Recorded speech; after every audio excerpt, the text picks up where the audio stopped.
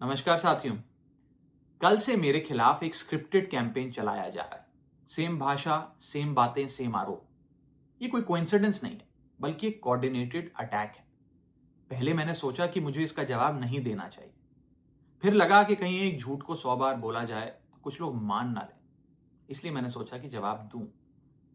आम आदमी पार्टी ने 3 आरोप लगाते हुए ये कहा कि इन 3 आरोपों की वजह से हम राघव चड्ढा को पार्लियामेंट में बोलने का मौका नहीं देंगे। राघव चड्ढा के पार्लियामेंट में बोलने पर रोक इसलिए लगाई गई क्योंकि उन्होंने ये 3 गलतियां करी। मैं एक एक करके इन तीनों पर आपसे बात करना चाहूंगा। पहला आरोप कि जब ऑपोजिशन पार्लियामेंट से वॉकआउट करता है, सदन से वॉकआउट करता है, तो राघव चड्ढा वहीं बैठे रहते हैं, वो वॉकआउट नहीं करते। ये सरासर झूठ है, सफेद झूठ।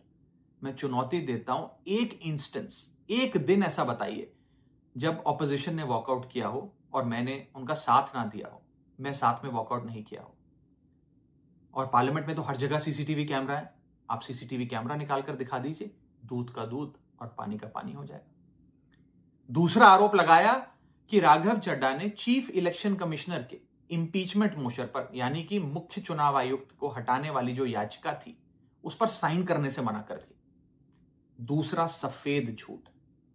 ना मुझे आम आदमी पार्टी के किसी भी नेता ने इस मोशन पर साइन करने के लिए कहा, ना औपचारिक तौर पर कहा, ना अनौपचारिक तौर पर कहा। और आम आदमी पार्टी के राज्यसभा में कुल 10 सांसद हैं, जिनमें से 6 या 7 सांसदों ने इस मोशन पर खुद ही साइन नहीं किया। तो भला इसमें मेरी क्या गलती? खाली सारा दोष मुझ पर ही क्यों मढ़ा जा रहा है?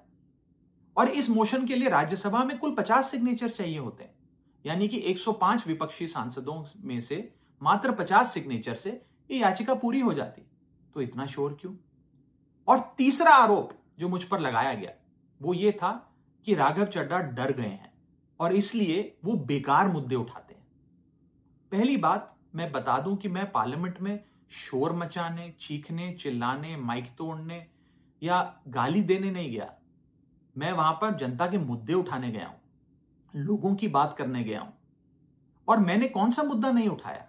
मैंने जीएसटी से लेकर इनकम टैक्स की बात करी, पंजाब के पानी से लेकर दिल्ली की हवा का मुद्दा उठाया, हमारे सरकारी स्कूलों की हालत से लेकर कैसे पब्लिक हेल्थ केयर इंस्टीट्यूशंस को मजबूत किया जाए, इंडियन रेलवेज में जो पैसेंजर्स ट्रैवल करते हैं उनकी समस्याएं रखी, यहां तक कि मेंस्ट्रुअल हेल्थ, एक ऐसा मुद्दा जिसके बारे में लोग बात करने से कतराते हैं, वो बातें तक रखी। बेरोजगारी से लेकर महंगाई तक तमाम मुद्दे उठाए। आप मेरे 4 साल का पार्लियामेंट का ट्रैक रिकॉर्ड उठाकर देख लीजिए।